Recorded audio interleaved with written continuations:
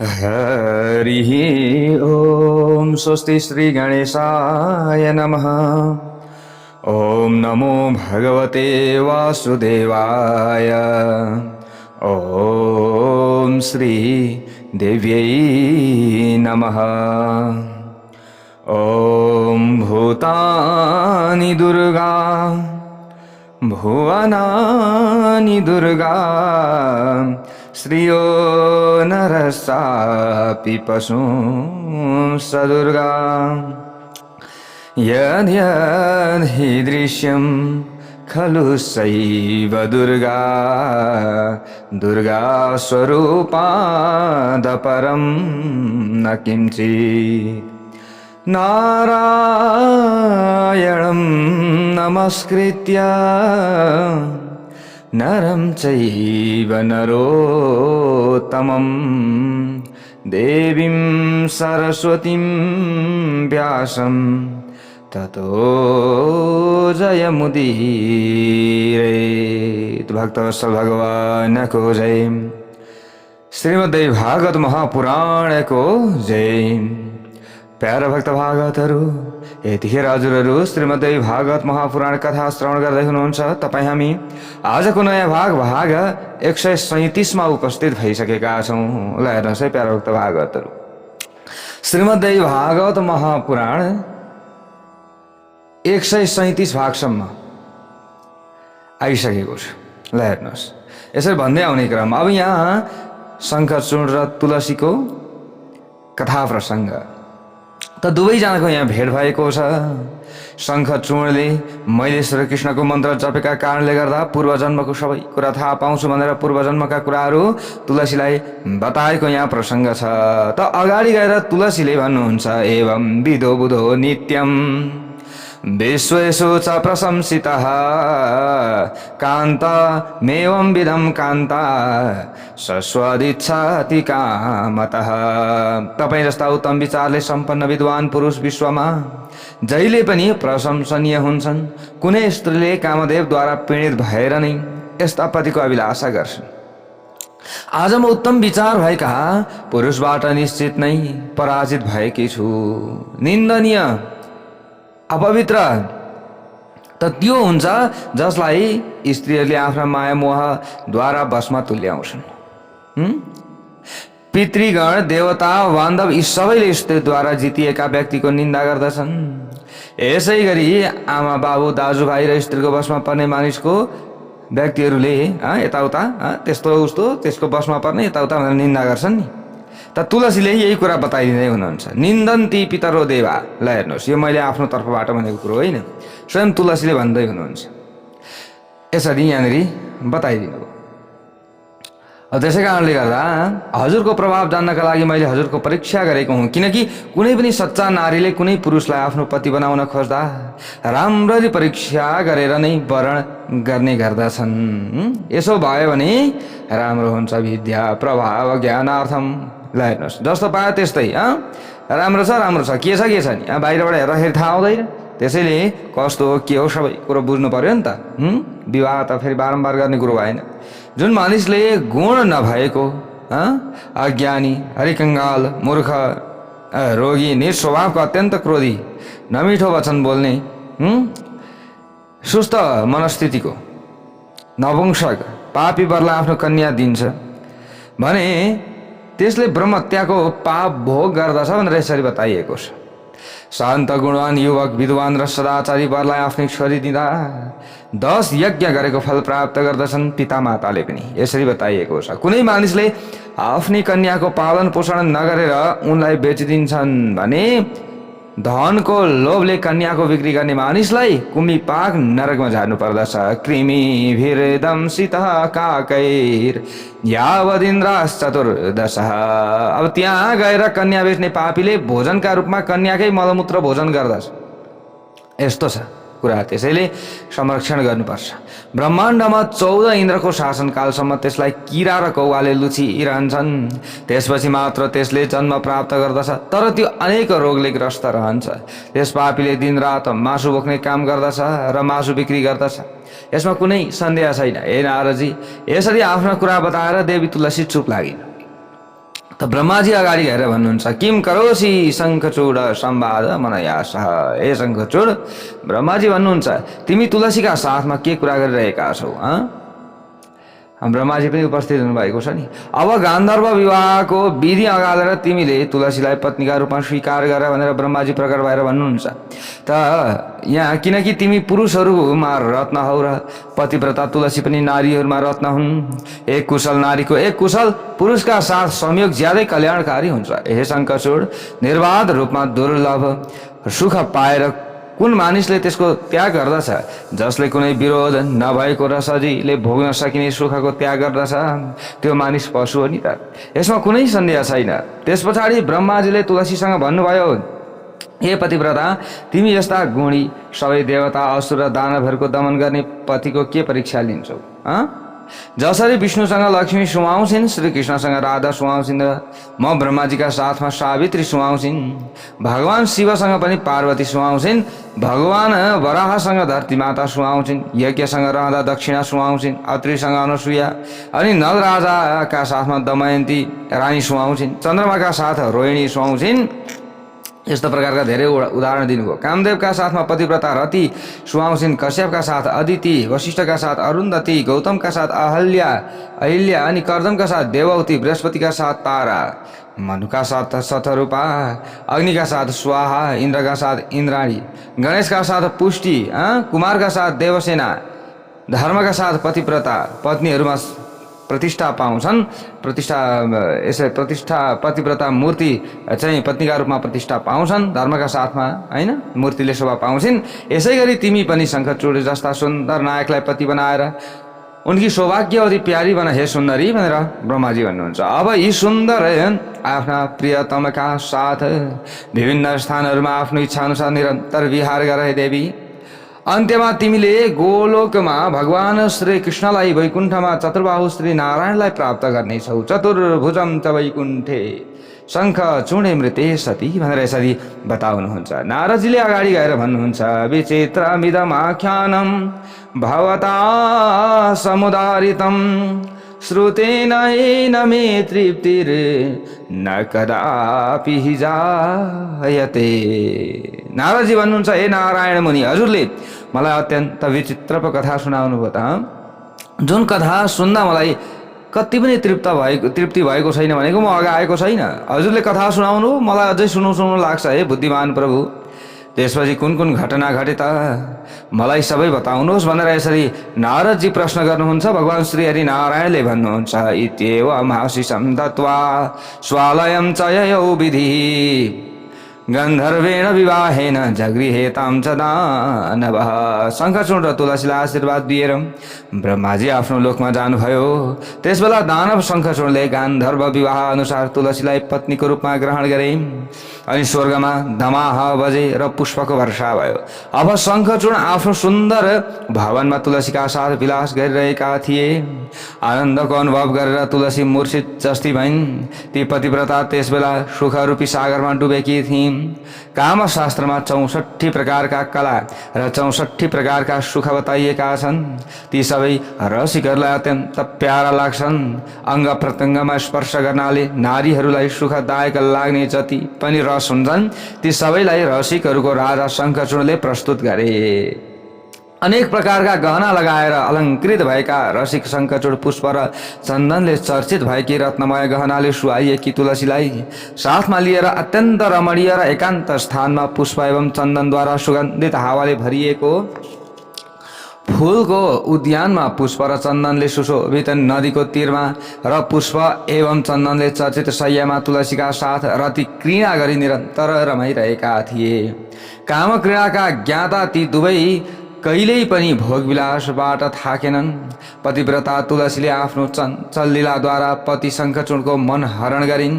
यसै गरी रस र भावको ज्ञाता शङ्खचूडले पनि रसिका तुलसीको मन आफूतर्फ आकर्षित गरे। तुलसीले शङ्खचूडको छातीको चन्दन निधारको तिलक आफ्नो लीलाद्वारा मेटाइन्। हेर्नुहोस्, यसै गरी शङ्खचूडले पनि तुलसीको सिन्दुरलाई सिउँदोबाट लीला गर्दा मेटाइदिए।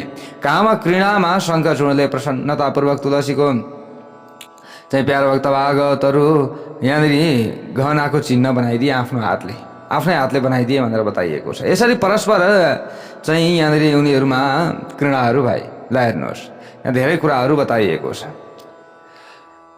अब यहाँनिर विचित्र कमलका पुष्पले सुसज्जित अत्यन्त दुर्लभ शैया र भूषण प्रदान गरी राजा शङ्खचूड पनि हाँस्न लागे भनेको यहाँनिर अब सुन्दर शैया उनीहरूले प्राप्त गरेका छन्। ल हेर्नुहोस् है, अब यहाँ शङ्खचूड र तुलसीको घृणाका बारेमा धेरै कुराहरू वर्णन गरिएको छ भक्तवत्सल भगवानको। अब यसरी विहार भोग विलास गर्दा धेरै वर्षसम्म दानवराज शङ्खचूडले तुलसीसँग यहाँनिर रमाए। प्यारा भक्त भागवतहरू त्यसबाट ती तृप्त भएनन्, ती तुलसी पनि तृप्त भएनन्। ल हेर्नुहोस् प्यारा भक्त भागवतहरू, दुवैजनामा वासना निरन्तर बढ्दै गएको छ। ल हेर्नुहोस् है, अब त्यस पछाडि दानव शङ्खचूड तुलसीका साथ आफ्नो आश्रममा आएर सुन्दर क्रीडा भवनमा गएर बारम्बार विहार गर्न थाले। यस प्रकार महान प्रतापी राजा राजेश्वर शङ्खचूडले पुरा 1 मन्वन्तरसम्म राज्यको भोग गरे भनेर बताइएको छ। ती दानव देवता असुर अनि दानव गन्धर्व किन्नर र राक्षसलाई पनि आफ्नो पराक्रमबाट शान्त गर्न समर्थ थियो शङ्खचूड। शङ्खचूडद्वारा अधिकार खोसिएका देवताहरू मगन्ते भएर घुमिरहेका थिए। पछि गएर त शङ्खचूडले सबैको अधिकार खोसेको छ नि त। ती देवताहरू दुखी भएका थिए। शङ्खचूडले पछि गएर शक्ति पाइसकेपछि, पराक्रमी भइसकेपछि अब स्वर्गमा आक्रमण गरेर देवताहरूलाई स्वर्गविहीन बनाइदिएको थियो। देवताहरू दुखी थिए। त दुखी भएका देवताहरू एक समयमा ब्रह्माजीका सभामा गए। तिनीहरूले आफ्नो वृत्तान्त बताएर बारम्बार विलाप गर्न लागे। त्यस बेला ब्रह्माजी देवताहरूलाई साथमा लिएर भगवान शङ्करको धाममा जानुभयो। त्यहाँ गएर उहाँले आफ्नो मस्तकमा चन्द्रमा धारण गर्नुहुने संसारका स्वामी शिवसँग सबै घटना बताउनुभयो। त्यस पछाडि ब्रह्माजी र शिवजी सबै देवताहरूलाई साथ लिएर वृद्धावस्था मृत्युको नाश गर्नुहुने सबैका लागि अत्यन्त दुर्लभ भगवान नारायणको परम धाम वैकुण्ठमा जानुभयो। श्रीहरिको लोकमा उत्तम प्रवेश द्वारमा उहाँहरू जब पुग्नुभयो, त्यहाँ रत्नमय सिंहासनमा बसेका द्वारपालहरूलाई देख्नुभयो। ती सबै वैकुण्ठका द्वारपालहरू पहेँला वस्त्र लगाएर सुहाइएका थिए, रत्नमय गहनाले सजिएका थिए र वनमाला धारण गरेका थिए। ती सबैका सुन्दर शरीर श्याम वर्णका थिए र तिनीहरूका शङ्ख चक्र गदा एवं पद्मले सुहाएका 4 हात थिए। तिनको प्रसन्न मुखमण्डलमा मुस्कान व्याप्त थियो। ती द्वारपालहरूका नयनहरू कमल झैँ सुन्दर थिए भनेर यहाँनिर बताइएको छ। ब्रह्माजीले ती द्वारपाललाई आफू आएको कारण बताउनुभयो र ती द्वारपालले ब्रह्माजीलाई वैकुण्ठभित्र जाने आज्ञा पनि दिए। अनि ब्रह्माजी पनि तिनीहरूको आज्ञा लिएर भित्र जानुभयो भनेर यसरी बताइएको छ। भित्र गएर ब्रह्माजीले 16वटा अरू ढोकाहरू देख्नुभयो। देवताहरूका साथमा ती सबै ढोका पार गर्दै भगवान नारायणको सभामा पुग्नुभयो। त्यो सभा देवर्षि र चतुर्बाहु पार्षदबाट घेरिएको थियो। ती सबै पार्षद नारायण जस्तै थिए, कौस्तुभ मणिले सुहाइएका थिए। ती सबैको आकार नयाँ चन्द्रमण्डल जस्तो थियो। विष्णुको त्यो सभा 4 कुने थियो। त्यो दिव्य मणिद्वारा बनेको थियो। त्यहाँ बहुमूल्य हीरा जडिएका थिए। भगवान नारायणको इच्छाअनुसार बनाइएको त्यस सभा भवनमा बहुमूल्य रत्न जडिएका थिए। मणिमय मालाहरू जाली बनेर शोभा प्रकट गरिरहेका थिए। त्यो दिव्य सभा मोतीहरूले झालरले सुहाएको थियो। बाठुलो आकारका करोडौं रत्नमय र विचित्र दर्पणद्वारा त्यो सभा सुन्दर देखिएको थियो। अनेक थरीका रेखा चित्रले सुहाएको त्यो सभा अत्यन्त सुन्दर र अद्भुत लागिरहेको थियो। पद्मराग मणिद्वारा बनेको त्यो सभा मणिमय कमलद्वारा अत्यन्त सुन्दर लागिरहेको थियो। त्यहाँ श्यामन्तक मणिद्वारा बनेका 100 सिँढीहरू थिए। दिव्य चन्दन वृक्षका सुन्दर पालुवालाई रेशमको डोरीले बाँधेर बन्दनवारका रूपमा सजाइएको थियो। त्यो मनोहर सभा उत्तम कोटिका इन्द्र नील मणिद्वारा बनाइएका खम्बाहरूले घेरिएको थियो। त्यहाँ उत्तम रत्नबाट बनेका अनेक कलश सिँगारेर राखिएका थिए। पारिजात फुलको मालाका पंक्तिहरू झुन्ड्याइएका थिए। कस्तुरी र कुमकुमद्वारा रञ्जित एवं सुगन्धित चन्दनका वृक्षले त्यो सभा सजिएको थियो। त्यहाँ सर्वत्र सुगन्धित हावा फैलिरहेको थियो। त्यहाँ अनेक थरीका विद्याधरका सुन्दरीहरू आएर आफ्नो नृत्यद्वारा सभाको शोभा बढाइरहेका थिए। त्यो भगवान विष्णुको सभा 1000 योजनसम्म फैलिएको थियो र त्यसको रक्षाका लागि चारैतिर अनेक सेवकहरू खटिएका थिए। जय बोलौं जगत जननी दुर्गा माता की जय होस्। ददर्श श्रीहरिं ब्रह्मा शङ्कर ससुरैः सह वसन्तं तन्मध्यदेशे यथेन्दुं तारकावृतं। देवतासहित ब्रह्मा र शिवजीले सभाको बीच भागमा विराजमान नारायणलाई ताराहरूबाट घेरिएका चन्द्रमा झैं देख्नुभयो। ल हेर्नुहोस् है, अब यहाँनिर उहाँका सम्पूर्ण अङ्गहरूमा चन्दन लेपन गरिएको थियो। अप्सराहरूले नृत्य गरिरहेका थिए, गीत गाउनेले गीत गाइरहेका थिए। सरस्वतीका प्यारा भगवान नारायणको स्वरूप शान्त थियो। लक्ष्मीजी उहाँका चरण कमल समातेर सेवामा जुट्नु भएको थियो। भगवती गङ्गाजीले परम भक्तिका साथ सेतो चामर डुलाएर उहाँको सेवा गरिरहेकी थिइन्। ल हेर्नुहोस्, अब त्यहाँ उपस्थित भएका सबैले शिर झुकाएर नारायणको स्तुति गरिरहेका थिए। भन्नुहुन्छ नारायण भगवान, हे नारदजी, यस्ता विशिष्ट परिपूर्णतम भगवान हरिलाई देखेर ब्रह्मा आदि सबै देवताले प्रणाम गरेर स्तुति गर्न लागे। त्यसबेला देवताहरूका अङ्गमा रोमाञ्च फैलिएको थियो। प्यारा भक्त भागवतहरू, अब ल हेर्नुहोस् है, अब ती सबै देवता परम भक्तिका साथ आफ्ना काँध झुकाएर डराउँदै भगवान नारायणका सामु उभिएर स्तुति गरिरहेका थिए। जगतको रचना गर्नुहुने ब्रह्माजीले दुवै हात जोडेर भगवान नारायणका सामु विनम्रतापूर्वक सबै वृत्तान्त निवेदन गर्नुभयो। उहाँको निवेदन सुनेर सबैका मनमा भाव एवं अभिप्राय जान्नुहुने सर्वज्ञ भगवान नारायण ब्रह्माजीसँग हाँस्दै मनलाई मोहित तुल्याउने एउटा अद्भुत रहस्य भन्न लाग्नुभयो। भक्तवत्सल भगवानको जय जय होस्। भगवानले भन्नुभयो, शङ्खचूडस्य वृत्तान्तं सर्वं जानामि पद्मजा मद्भक्तस्य च गोपस्य महातेजस्विनः पुरा। हे कमलासन ब्रह्माजी, त्यो महान तेजस्वी दानवराज शङ्खचूड पूर्व जन्ममा एउटा गोप थियो। त्यो मेरो परम भक्त थियो। म त्यसका सबै कथा जान्दछु। अब तपाईले पुरानो इतिहासका रूपमा रहेको त्यसको सम्पूर्ण वृत्तान्त सुन्नुहोस्। गोलोकसँग सम्बन्ध राख्ने यो चरित्र पापनाशक छ र पुण्यदायक छ। हे ब्रह्माजी, सुदामा नामक गोप मेरो प्रधान पार्षद थियो। मेरी प्यारी राधिकाको कठोर शराबका कारण त्यसलाई दानव योनिमा जन्म लिनु पर्यो। एकपटक म आफ्ना प्राणहरूभन्दा पनि प्यारी उत्तम नायिका विरजालाई साथ लिएर आफ्नो निवास स्थानबाट राजमण्डलमा गएको थिएँ। म विराजाका साथ राजमण्डलमा गएको छु भन्ने कुरा सेविकाको मुखबाट थाहा पाएर राधिका रिसाउँदै त्यहाँ आइन्, तर तिनले मलाई देखिनन्। पछि म अन्तर्ध्यान भएँ। विराजा पनि नदीको रूपमा परिणत भइन्। यस्तो समाचार थाहा पाएर राधा आफ्ना सङ्गिनीहरूका साथ फेरि आफ्नै भवनतर्फ फर्किन्। त्यस भवनमा सुदामाका साथ मौन र एकाग्रचित्त भई मलाई बसेको देखेर देवी राधाले मलाई धेरै गाली गरिन्। मलाई गाली गरेको कुरा सुदामा गोपले सहन सकेनन्। राधिकामाथि रिसाए। त्यस पछाडि सुदामा गोपले मेरै सामुमा राधिकालाई क्रोधपूर्वक फटकारे। सुदामाका कुरा सुनेर राधिका अत्यन्त रिसाइन्। उनका आँखा राता कमल झैं राता भए। उनले तत्काल डराएका सुदामालाई मेरो सभाबाट बाहिर जान आदेश दिइन्। आदेश पाउन साथ प्रबल तेजले सम्पन्न सखीहरूको समूह तुरुन्त आयो र त्यो समूहले छिटै सुदामा गोपलाई भवनबाट बाहिर निकालिदियो। सुदामा पनि त्यसबेला बारम्बार केही बोलिरहेका देखिन्थे। त यसरी राधिका सङ्गिनीहरूले सुदामालाई, अब राधिकाका सङ्गिनीहरूले चाहिँ जो सुदामा थिए, सुदामालाई राधिकासँग विवाद गर्ने हिम्मत राख्ने भनेर बाहिर निकाले। त्यो समय यस्तो हिम्मत राख्दछौ तिमी भन्दै, तिमी निकै ठुला भएछौ भन्दै बाहिर निकालिदिए। ल हेर्नुहोस्, अब राधा पनि रिसाउनु भयो।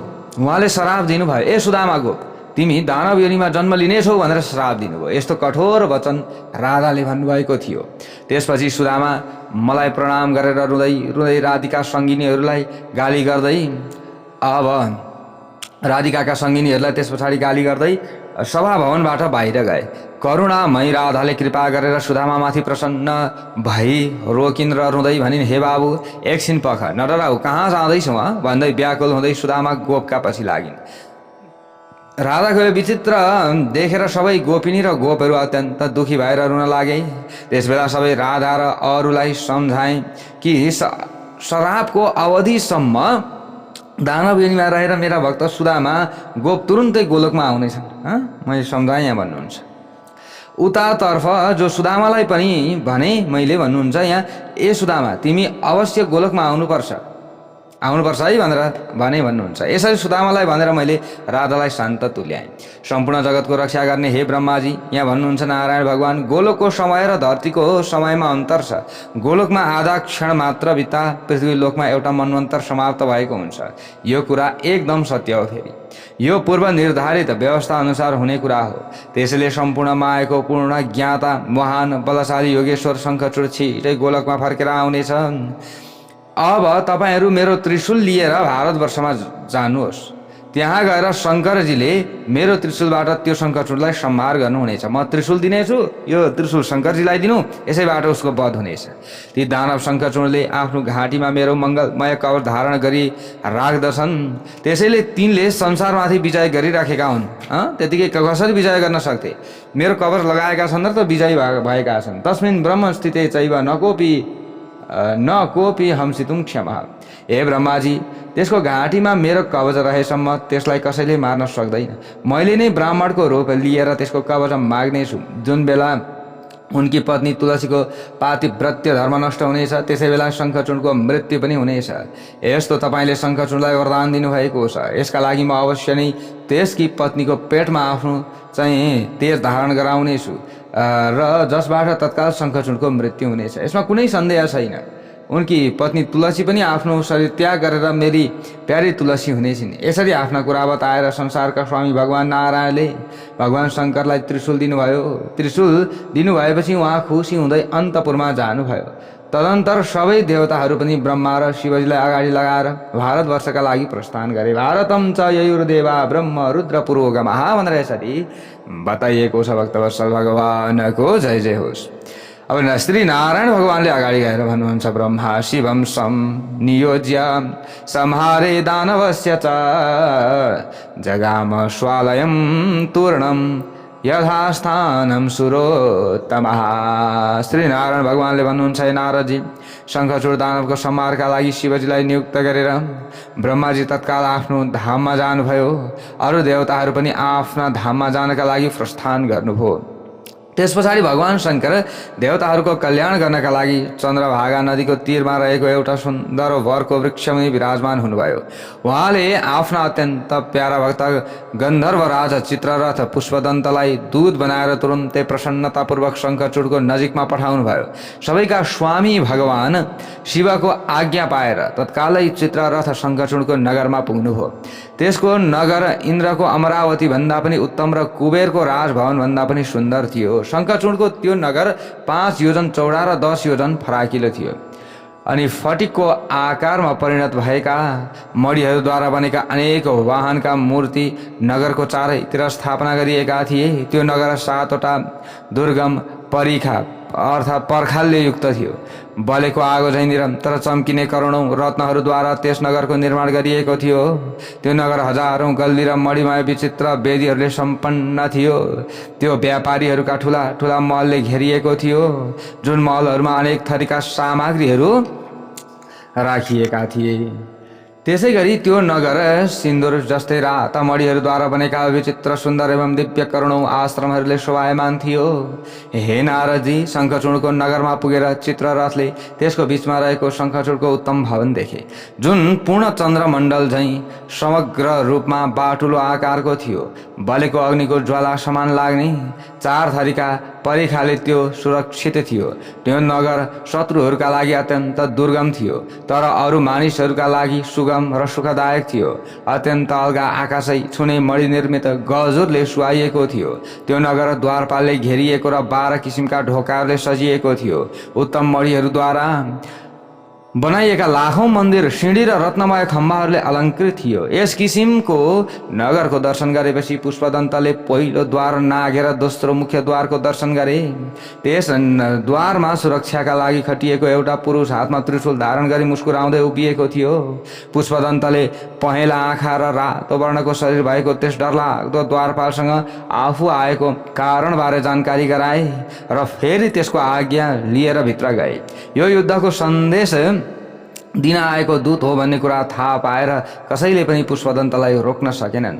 भित्री द्वारमा पुगेर पुष्पदन्तले द्वारपालसँग भने, तपाईँले युद्धको सम्पूर्ण खबर राजा शङ्खचूडलाई बताइदिनुहोस्। यस्तो कार्यमा विलम्ब गर्न हुँदैन। यसरी द्वारपाललाई सन्देश दिएर ती पुष्पदन्त म आफै जान कसो हुन्छ भनी सोध्न लागे। आज्ञा पाएपछि भित्र गएर त्यसले राजाहरूको बीचमा सुनको सिंहासनमाथि बसेको अत्यन्त सुन्दर शङ्खचूडलाई देख्यो।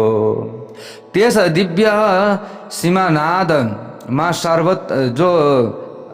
त्यो दिव्य एउटा सिंहासन थियो। त्यो सिंहासनमा सर्वोत्तम मणिहरू जडिएका थिए, यसरी बताइएको छ। त सिंहासनमा चाहिँ त्यो सिंहासनका डन्डाहरू रत्नले बनेका थिए भनेर यसरी बताइएको छ। अनि रत्नले नै बनेका कृत्रिम र उच्च कोटिका फुलहरूले त्यो सधैँ सुहाइएको थियो। एउटा सेवकले शङ्खचूडको शिरमाथि सुनको सुन्दर छाता ओढाइरहेको थियो। पार्षदहरू सुन्दर र सेता चामर डुलाउँदै शङ्खचूडको सेवामा तत्पर थिए। सुन्दर वेशभूषा र रत्नले बनाइएका गहनाहरू धारण गरेका कारण ती शङ्खचूड अत्यन्त राम्रो देखिएका थिए। हे नारदजी, उनले माला लगाइएको थिए भनेको तिनले सुन्दर माला लगाएका थिए। उनको शरीरमा चन्दनको लेपन गरिएको थियो। उनले 2टा मसिना रेशमी वस्त्र धारण गरेका थिए। ती सुन्दर भेष धारण गर्ने 3 करोड दानवराजहरूले घेरिएका थिए। यसरी हातमा अस्त्र धारण गर्ने 100 करोडौं अरू दानवहरू पनि उनका चारैतिर यताउति घुमिरहेका थिए। यस किसिमको शङ्खचूडलाई देखेर अत्यन्त आश्चर्यमा प्राप्त भएका चित्ररथले शङ्कर भगवानले जो युद्ध सम्बन्धी जुन समाचार दिनुभएको थियो त्यो बताउन थाले। त चित्ररथले भने, त्यो समयमा पुष्पदन्त नाम गरेका चित्ररथ, हे उत्तम राजा, हे प्रभु, म भगवान शङ्करको सेवक हुँ। मेरो नाम चित्ररथ हो। भगवान शङ्करले जे भन्नुभएको छ म त्यही बोलिरहेको छु। यो कुरा बुझ्नुहोस्, हजुरले सुन्नुहोस्। भगवान शङ्करको सन्देश यस प्रकार छ। हे शङ्खचूड, अब तिमीले देवताको राज्य र अधिकार फिर्ता गर। देवताहरूलाई तिमीले साह्रै कष्ट दियौ। यतिखेर उनीहरू स्वर्ग छोडेर हिँडिरहेका छन्। त्यसैले फिर्ता गर स्वर्ग, किनकि ती देवताहरू नारायणको शरणमा गएका थिए र नारायणले आफ्नो त्रिशूल दिएर तिम्रो नाश गर्न म शिवजीलाई पठाउनु भएको छ। त्रिलोचन शिव अर्थात् म अहिले भद्रशिला नदीको तीरमा वरवृक्षको मुनि विराजमान छु। त्यसैले तिमीले देवताहरूको राज्य फिर्ता गर्ने काम गर, अथवा अब गर्दैनौ भने मसँग युद्ध गर। चित्ररथले भन्नुहुन्छ अगाडि, अब तपाईँले मलाई बताउनुहोस् कि मैले उक्त सन्देश दिनुहुने भगवान शङ्करको नजिकमा गएर के उत्तर दिउँ। शङ्खचूडलाई गएर भगवान शङ्करको सन्देश सुनाइसकेपछि ए चित्ररथले भने, ए शङ्खचूड, अब सुन्नुहोस्, अब यता भगवानले यति भन्नुभएको छ, तपाईँ के भन्नुहुन्छ भनेर प्रश्न गरे। हेर्नुहोस्, दूतको कुरा सुनेर शङ्खचूडले हाँस्दै भने, तिमी जाऊ, म भोलि बिहान भगवान शङ्कर जहाँ तपस्या गर्नुभएको छ त्यहीँ भद्रशिला नदीको तीरमा वरको रुखमुनि आइपुग्नेछु भनेर यसरी उत्तर दिए। त्यस पछाडि पुष्पदन्तले वरको वृक्षको तल विराजमान हुनुभएका परमेश्वर शिवको नजिकमा पुगेर शङ्खचूडले भनेको कुरा जस्ताको तस्तै प्रस्तुत गरिदियो। अब यतिकैमा कार्तिकेय पनि भगवान शङ्करको नजिकमा आइपुगे।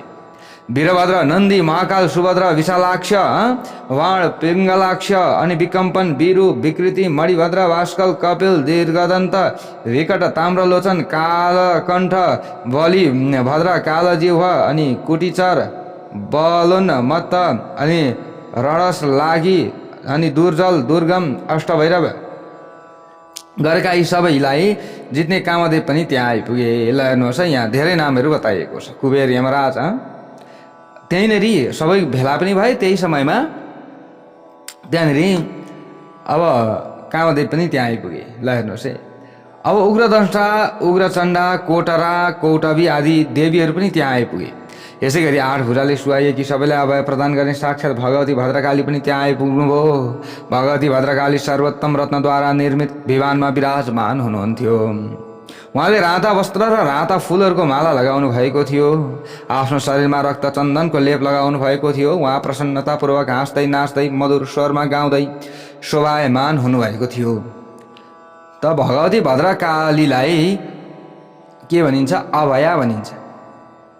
उहाँले शत्रुहरूलाई भय जस्तै उहाँले शत्रुहरूलाई भय दिनुहुन्छ, अरूलाई अभय दिनुहुन्छ, भक्तहरूलाई अभय दिनुहुन्छ।